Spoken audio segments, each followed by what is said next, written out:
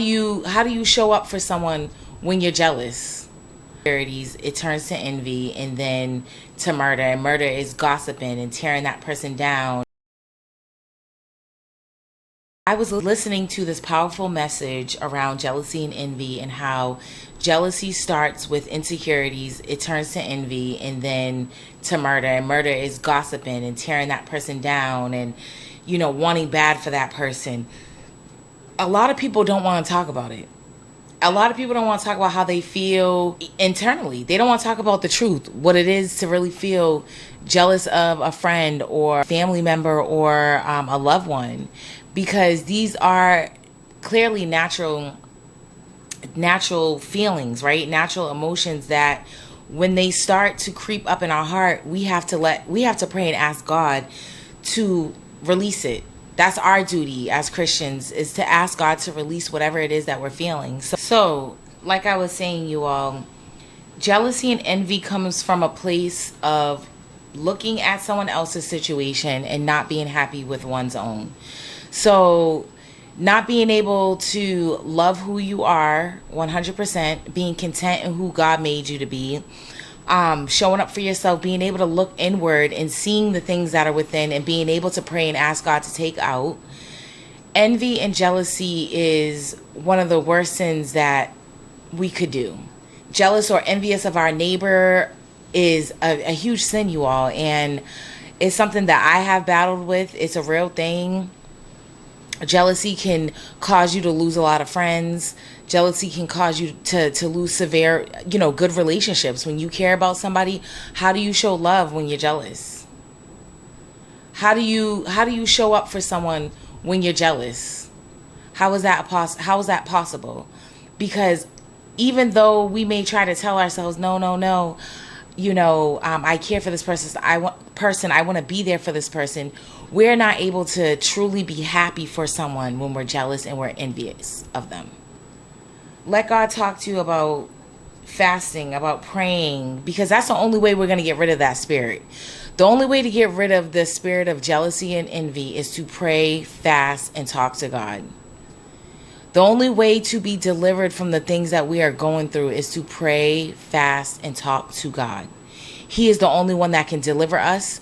We can try to run out. We can try to go search and find something to make us happy for the moment. It's not going to last. Speaking from experience, I'm telling you, we are meant to be in community. We are meant, yes, there are times like how God did Jesus and sent him away for 40 days and 40 nights to fast and pray, right? We are meant to be alone for a season, however God sees fit for our lives, right? Only that is between you and God. So we are meant to be in community with people. We are meant to be able to pray and fast for our brothers and our sisters and pray with them, because like God said, when there's two or more gathered together, there he is in the midst. So it is nice to have another person to pray with. So, whatever it is that we're asking God for, he is changing. Find somebody that you can talk to, that you trust, that knows God, that can lead you and guide you and pray with you on those things that you're praying for, the things that you are asking God to be delivered from. I am currently in a place of healing, you all. Mind, body, and spirit. My soul needs to be healed. That's one thing. When you ask God to do something, trust and believe it's probably not going to feel good. Okay? It's going to hurt. It's going to feel icky. You're going to cry. Let it out. You're going to feel down. Talk to God. Tell him how you're feeling. Don't pick up the phone and talk to anybody else. Talk to God. That's why he is there. You all, God is challenging me. I'm not even going to say God is challenging me, because I'm going to take that back. I'm going to take it back. Bring it on back. I am being challenged to, my flesh wants some of those things that it was doing.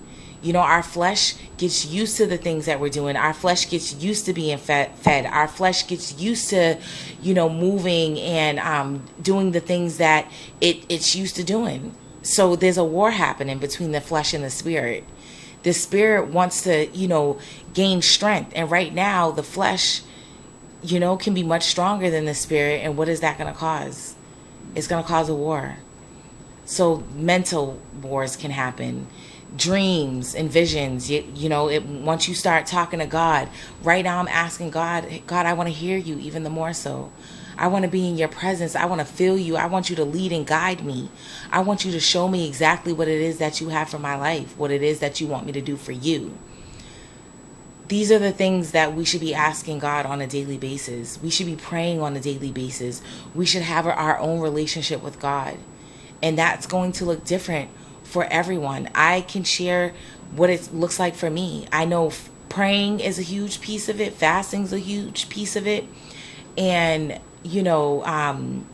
reading my word, journaling, meditating, praying is something that sometimes needs to happen all day long.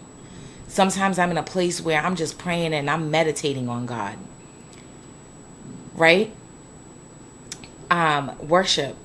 Worship is praising him, glorifying his name because of who he is, because of simply who he is. And it's not simple. It's a huge thing because of who he is.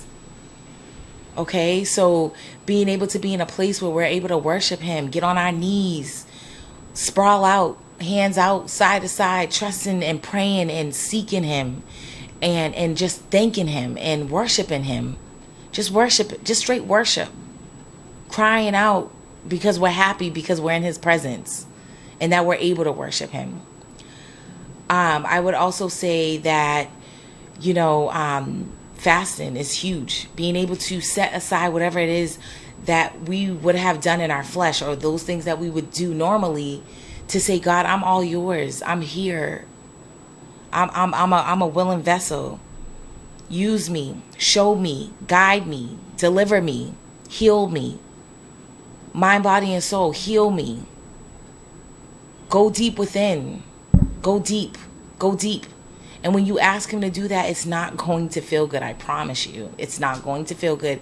Just know that God is in the midst. He's in control. And you're allowing him to take those things out of you that is consuming you. Those things that's consuming the thoughts. Where's the enemy going to go first? Here. If he can get us here, then he won. This is the battleground. And we got to be covered in the armor of God. We need to be covered in the armor of God. And in order to do that, we have to read his word, you all. We have to get in his scripture. We have to use the word against the enemy. We got to use the word and give it back to God so he can move in our life. And what does that take? That takes time, you guys. It takes time, setting aside time and making it a priority in our life. Making it a priority, simply. You guys are watching me heal